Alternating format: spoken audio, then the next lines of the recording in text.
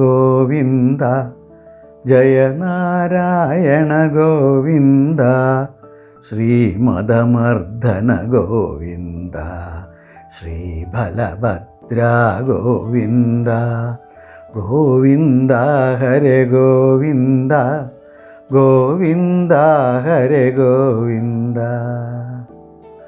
ഋഷികളും ബ്രാഹ്മണന്മാരും അടുത്തതായിട്ട് മാർക്കണ്ഡേയ മഹർഷിയോട് ഒരു ചോദ്യം തൊടുത്തു. അങ്ങ് ഒരു ചിരഞ്ജീവിയാണല്ലോ, അനവധി പ്രളയങ്ങളും കണ്ടിരിക്കുന്നു. അപ്പം അങ്ങയേക്കാൾ ആയുസ്സുണ്ടായിരുന്ന ആരെങ്കിലും പറ്റി അങ്ങക്ക് വല്ല അറിവുണ്ടോ? അപ്പം മാർക്കണ്ഡേയ മഹർഷി പറയാണ്, ഇന്ദ്രദ്യുമ്നൻ എന്ന് പറഞ്ഞിട്ടൊരു രാജാവിനെ പറ്റിയിട്ട് ഞാൻ കേൾക്കുകയുണ്ടായിട്ടുണ്ട്. അദ്ദേഹത്തെ കാണുക തന്നെ ഉണ്ടായി. ഓ, അതെന്താ കഥ എന്നായി എല്ലാവരും. അപ്പോൾ മാർക്കണ്ഡേയ മഹർഷി പറയാണ്, ഭൂമിയിൽ കീർത്തി നിലനിൽക്കുന്നിടത്തോളം കാലേ ഒരാൾക്ക് സ്വർഗത്തിൽ കഴിയാൻ പറ്റുള്ളൂ. ഭൂമിയിലെ കീർത്തി അവസാനിക്കുക, അയാളെ പറ്റി ആർക്കും ഒന്നും അറിയാണ്ടാവും കുറച്ചു കാലം കഴിയുമ്പോഴേ. അങ്ങനെ വരുമ്പോൾ അയാൾ സ്വർഗത്തിൽ നിന്ന് നരകത്തിലേക്ക് വീഴും. അപ്പോൾ അയാൾ അകീർത്തിമാനായ അയാൾ നരകത്തിൽ തന്നെ വസിക്കേണ്ടി വരും. അതും കൂടിയും കഴിയുമ്പോൾ തിരിച്ച് ഭൂമിയിൽ ഏതെങ്കിലും ഒരു യോനിയിൽ വന്ന് ജന്മം എടുക്കേണ്ടതായിട്ട് വരികയും ചെയ്യും. ഇതാണ് തത്വം. അപ്പം ഭൂമിയിൽ കീർത്തി എത്രത്തോളം നിലനിൽക്കണോ അത്രത്തോളം നമുക്ക് സ്വർഗത്തിൽ വസിക്കാൻ കഴിയും. അതിന് നമ്മൾ എന്ത് ചെയ്യണം? ജീവിച്ചിരിക്കുന്ന കാലത്ത് ധാരാളം ദാനധർമ്മങ്ങൾ ചെയ്ത് ധർമ്മനിഷ്ഠയോടുകൂടി ജീവിച്ചാൽ മാത്രമേ മറ്റുള്ളവർ നമ്മളെപ്പറ്റി അറിയുള്ളൂ. അതാണ് ക്ഷത്രിയന്മാരോട് പറയാനുള്ളത്. എപ്പോഴും കീർത്തിമാന്മാരായി ജീവിക്കണം, എന്നാലേ അവർക്ക് സ്വർഗത്തിൽ താമസിക്കാൻ പറ്റുള്ളൂ. നരകത്തിൽ വന്ന് വഴിയുള്ളൂ. അല്ലെങ്കിൽ ഈ തത്വം അനുസരിച്ചിട്ട് ഇന്ദ്രദ്യുമ്നൻ ഒരു രാജാവ് കുറേ കാലം സ്വർഗത്തുണ്ടായിരുന്നു. കീർത്തി അവസാനിച്ചു എന്നും പറഞ്ഞിട്ട് അദ്ദേഹം ഭൂമിയിൽ വന്ന് പതിച്ചു. അദ്ദേഹം നേരെ എൻ്റെ അടുത്ത് വന്ന് ചോദിച്ചു, ഞാൻ ഇന്ദ്രദ്യുമ്നൻ എന്ന് പറഞ്ഞ ഒരു രാജാവ് പണ്ട് ഈ ഭൂമി വഹിച്ചിരുന്ന ആളാണ്, എന്നെ പറ്റി അങ്ങ് കേട്ടിട്ടുണ്ടോ? ഞാൻ കേട്ടിട്ടില്ല. അപ്പം അദ്ദേഹം പറഞ്ഞു, എന്നാൽ പോരൂ, ഞാനൊരു കുതിരയാവാം, അങ്ങ് എൻ്റെ പുറത്ത് കയറിയിരുന്നോളോ. നമുക്ക് ഹിമാലയ പർവ്വതത്തിൻ്റെ സാനുക്കളിൽ പ്രഭാകർണൻ എന്ന് പറഞ്ഞിട്ടൊരു ഉലൂകമുണ്ട്, അദ്ദേഹത്തിൻ്റെ അടുത്ത് പോയി ചോദിക്കാം.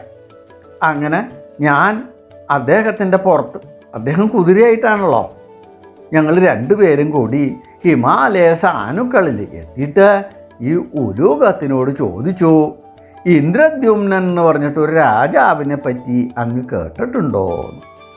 അപ്പോൾ ഉലൂകം പറയാണ്, ഞാൻ കേട്ടിട്ടില്ല, പക്ഷേ ഇവിടെ അടുത്ത് ഇന്ദ്രദ്യുമ്നൻ എന്ന് പറഞ്ഞിട്ടൊരു പൊയ്കയുണ്ട്, അത് അങ്ങേരുടെ പേരിൽ വന്നതായിരിക്കാം.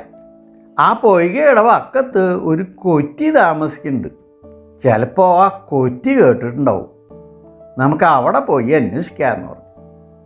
അങ്ങനെ 3 പേരും കൂടി കൊറ്റിയുടെ അടുത്തെത്തി. കൊറ്റിയോട് ചോദിച്ചു, ഇന്ദ്രദ്യുമ്നൻ എന്ന് പറഞ്ഞിട്ട് ഒരു രാജാവ് ഈ ഭൂമി ഭരിച്ചിരുന്നു അത്രേ, അങ്ങക്ക് അദ്ദേഹത്തിനെ പറ്റി വല്ല വിവരമുണ്ടോ എന്ന്. കൊറ്റി കുറച്ചു നേരം ആലോചിച്ചു. ഇന്ദ്രദ്യുമ്നൻ എന്നാണ് ഈ തടാകത്തിൻ്റെ പേര്, പക്ഷേ അങ്ങനൊരു രാജാവ് ഭരിച്ചിരുന്നതായിട്ട് എനിക്കറിയില്ല. എന്തായാലും ഈ വെള്ളത്തിൻ്റെ അടിയിൽ ഒരാമ കിടപ്പുണ്ട്, അഗൂബാര എന്നാണ് ആ ആമയുടെ പേര്. നമുക്ക് ആ ആമയെ വിളിച്ച് ചോദിച്ചാൽ ചിലപ്പോൾ അറിയാൻ സാധ്യതയുണ്ട് എന്ന്. ശരി, ആമയെ വിളിക്കുക. കൊറ്റി പതുക്കെ ആമയെ വിളിച്ചു. അപ്പോൾ ആമ പതുക്കെ വന്നു. വളരെ വയസ്സായിക്കണു.